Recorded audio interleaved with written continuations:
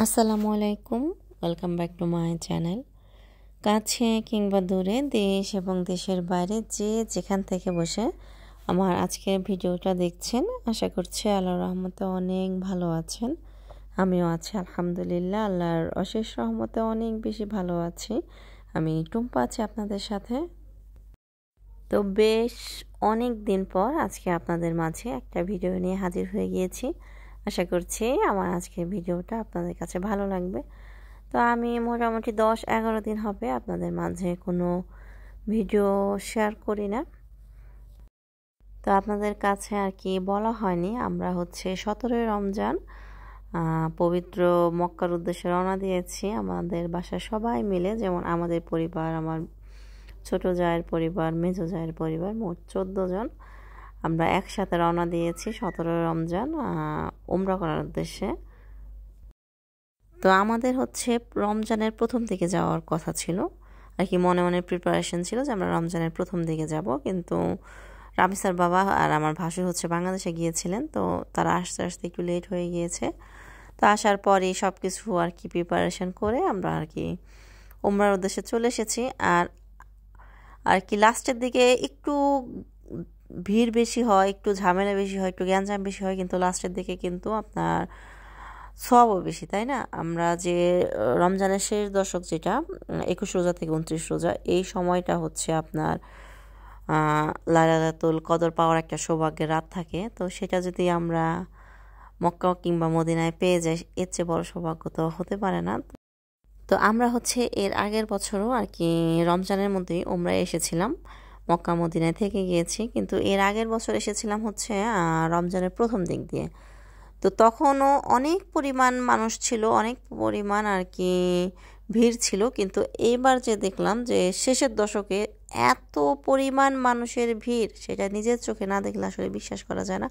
আর আমি নিজেও চাই নাই যে আমি আর কি মক্কা কিংবা মদিনায় যে খুব বেশি একটা ক্যামেরা ওপেন করব, ভিডিও শ্যুট করব, আমি চাই নাই। যেখানে এসেছে আল্লাহর ইবাদত বন্দেগী করার জন্য মোবাইল অফ থাকবে, মোবাইল আমি আনিই নাই। তো আজকে আবার আমি একটু মোবাইলটা নিয়ে আসলাম, তো চিন্তা করলাম যে একটু ছোট্ট একটা ভিডিও শ্যুট করি। এখানে আবদুল্লাহ বাবাটা খেলা করছে। আমরা হচ্ছে আসরের পরপরই মক্কায় চলে এসেছি হারামে, তো ইফতারি করার জন্য। তো এখানে দেখা যায় চেষ্টা করেছি প্রায় প্রত্যেক দিন হারামে এসে ইফতারি করার জন্য। এখানে তো সব হাজিদের জন্য ফ্রি ইফতারির ব্যবস্থা আছে সরকারিভাবে। তো এখানে আসলে দেখা যায় যে একটু দেরি করে যদি আসি তাহলে জায়গা পাওয়া যায় না। তারপরও যে আমরা আস্তে আস্তে মোটামুটি 4টা বেজে যায় বাসা থেকে আর কি, হোটেল থেকে রওনা দিই 4টার দিকে, এই হারামে আসতে আসতে মোটামুটি 5টা বাজে, কারণ আমাদের হোটেলটা হারাম থেকে একটু দূরে, বাস করে আসতে হয়। হোটেলের নিজস্ব বাস আছে, ওই বাসে করে হারামে নামিয়ে দিয়ে যায়। তো এই সময়টা মানে সব হোটেল থেকে দেখা যায় হারামের দিকে সবাই আসে, এত পরিমাণ মানে ট্রাফিক থাকে যে 5 মিনিটের রাস্তা 1 ঘন্টা, এমন অবস্থা। তো তারপরও মোটামুটি 5টার মধ্যে হারামে এসে পৌঁছাই। তো আসার পর ভিতরে আর কোনো জায়গা পাই না, আমরা সবাই মিলে বাইরে বসেছি। একটা দিনও যায় নাই যে আমরা আর কি ভিতরে বসে, মসজিদের ভিতরে বসে ইফতারি করতে পেরেছি। প্রত্যেক দিন দেখা যায় বাইরে বসে ইফতারি করেছি যতই আগে আসি। তো যারা হয়তো বা আর কি সকালের দিকে এসে ভিতরে বসে থাকে তারাই ভিতরে জায়গা পায়, বিকালের দিকে যারা আসে তাদের আর ভিতরে জায়গা হয় না। হারামের বাইরে প্রচুর মানুষ, প্রচুর মানুষের সমাগম, মানে মানুষ আসছে তো আসছে, কোনোভাবে মানুষ আসা থামছে না। একদল আসছে, একদল যাচ্ছে, কেউ তাওয়াফ করছে, কেউ আপনার ইফতারের জন্য আসছে, কেউ ইতিকাফে বসেছে, বিভিন্ন জায়গায় বিভিন্ন রকম মানুষ। তো আমরা সবাই বসেছি ইফতারি করার জন্য। এখন বাজে হচ্ছে 5:30টার মতো, আপনার 1 ঘন্টার উপরে বাকি এখনও ইফতারিতে। তো আমি তো মোটামুটি আবদুল্লাহ বাবাটাকে নিয়ে অনেক টেনশনে ছিলাম, কারণ আর কি ওমরা করাটা মোটামুটি অনেক কষ্ট, প্লাস হচ্ছে প্রত্যেক দিন হারামে আসা। এখানে আপনার দেখা যায় যে দুপুরের দিকে আর কি বিকালের দিকে 4টার দিকে বাসা হোটেল থেকে বের হয়ে যায়। বাসায় যেতে যেতে যদি আমরা আর কি কিয়ামুল লাইল পড়ে যায় তাহলে আপনার বেজে যায় হয়তো বা 3টার উপরে বেজে যায়, রাত 3টা বাসায় যেতে যেতে। তো এতটা সময় আবদুল্লাহকে নিয়ে বাইরে থাকা, আর বাইরে থাকলে তো বাচ্চাদের খাওয়া দাওয়া ঠিক মতো হয় না, হোটেলও ঠিক মতো খাওয়া দাওয়া হয় না। আসলে বাচ্চাদের নিয়ে ট্রাভেলে বের হলে সবচেয়ে বেশি কষ্ট হয় হচ্ছে বাচ্চাদের খাওয়া দাওয়া, কারণ বিশেষ করে আমার বাচ্চাদের, কারণ ওরা হচ্ছে ফিডার খায় না। ফিটার খায় না, কোনো দুধ খায় না। ওরা আর কি ঘরে তৈরি একটু, আমি যেমন ডাল দিয়ে একটু ভাত খাওয়াই কিংবা একটু নুডলস করে খাওয়াই, একটু পাস্তা খাওয়াই, এগুলো তো হোটেলে সম্ভব না। হোটেলে কিনা খাবার খেতে খেতে আবদুল্লাহর অবস্থা খারাপ। তো আমি আবদুল্লাহকে নিয়ে অনেক টেনশনে ছিলাম যে আল্লাহ যেন ওর কী অবস্থা হয়, কারণ বাচ্চা যদি অসুস্থ হয়ে যায় তাহলে তো আমার সব শেষ, আমার ওকে নিয়ে হোটেলে বসে থাকতে হবে। কিন্তু আল্লাহর যে কী রহমত, আল্লাহর কাছে মানে অনেক শুক্রিয়া যে সব কিছুর পরও, এত জার্নি, এত হুলস্থুলের পরও আমার আবদুল্লাহ বাবাটা আলহামদুলিল্লাহ সুস্থ আছে। একটু শুকিয়ে গিয়েছে, একটু হয়ে গিয়েছে, নরম হয়ে গিয়েছে, কিন্তু আলহামদুলিল্লাহ সুস্থ আছে।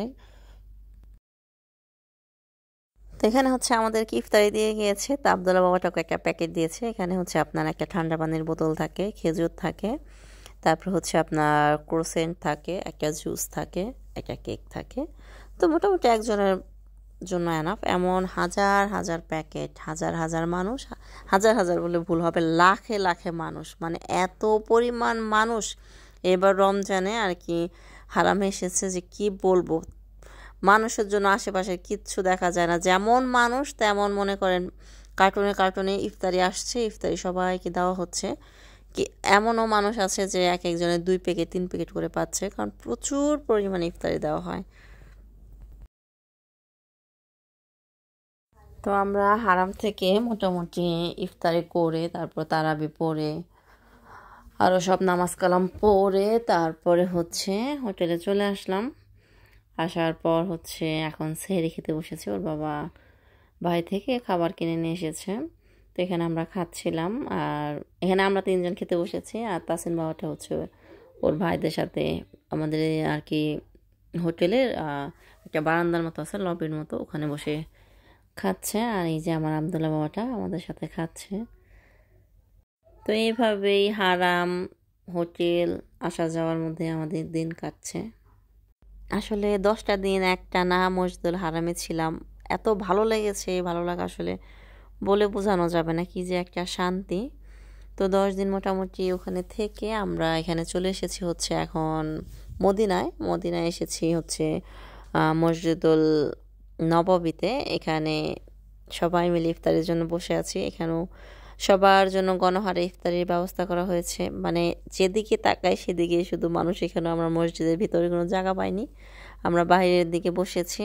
আর এখানে হচ্ছে সবাইকে ইফতারি দেওয়া হচ্ছে, যেমন দেখা যায় সরকারিভাবে তো ইফতারি দেওয়া হয়, তারপরও এলাকার যে কিছু মানুষ আছে, গণ্যমান্য মানুষ আছে, যার যতটুকু সামর্থ্য, যে পারছে খেজুর এনে দিচ্ছে, যে পারছে বাসা থেকে পাস্তা রান্না করে এনে দিচ্ছে, কেউ আছে যে বাসা থেকে ট্যাং দিয়ে ঠান্ডা পানি দিয়ে শরবতগুলি এনে দিচ্ছে।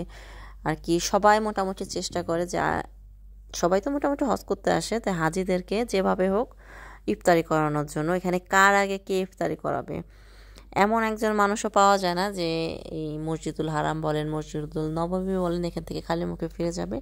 সবাই একদম পেট পূর্ণ করে খেয়ে তারপর বাসায় যাবে। তো মসজিদুল নববীতে আর কি মদিনায় হচ্ছে আমাদের একদিনের প্যাকেজ। যেমন দেখা গিয়েছে যে শুক্রবার দিন সকালবেলা আমরা এসেছি, এসে এখানে হচ্ছে আপনার জুম্মার নামাজ পড়েছি, আর শনিবার দিন দুপুরে জোহরের নামাজ পড়ার পরে হচ্ছে আমরা কাতারের উদ্দেশ্যে রওনা দেব।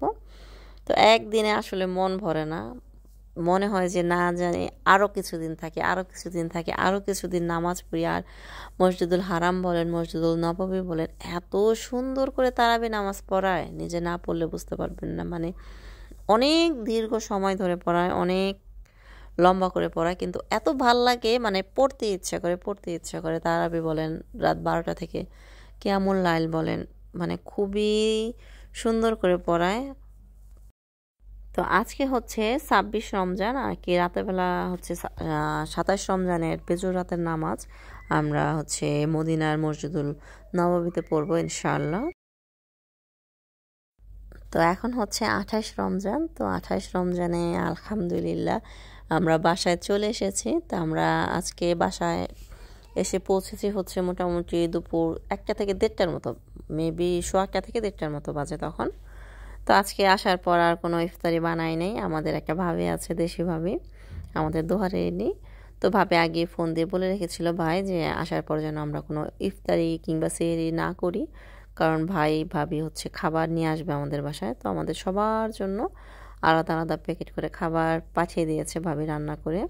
তো আলহামদুলিল্লাহ অনেক খাবার পাঠিয়েছে, আপনার সব হচ্ছে দেশি খাবার। ভাবি আর কি চিন্তা করেছে যে যেহেতু 11 দিন আমরা আর কি হোটেলে হোটেলে খেয়েছি, দেশি খাবার অনেক বেশি মিস করেছি। তো মোটামুটি এতদিন রেস্টুরেন্টে খেয়েছি, আজকে দেশি খাবার দেখেই কেন জানি ভালো লাগতেছিল যে ইফতারি করে খাবো আলহামদুলিল্লাহ। কারণ আমরা যারা বাঙালি তারা কিন্তু আমাদের নিজেদের ঘরোয়া যে ভাত, মাছ, সবজি, মাংস এগুলো খুব বেশি মিস করি। এগুলো ছাড়া থাকতে পারি না, যত যাই খাই আমরা। মক্কায় বলেন, মদিনায় বলেন, বাঙালি রেস্টুরেন্ট থেকে খাবার কিনে খেয়েছি, কিন্তু রেস্টুরেন্টের খাবার তো রেস্টুরেন্টের খাবারই, তাই না? আর বাসার খাবার বাসার খাবারই। তো ভাবি এখানে অনেক কিছু রান্না করে পাঠিয়েছে আলহামদুলিল্লাহ, অনেক রকম ইফতারি বানিয়ে পাঠিয়েছে।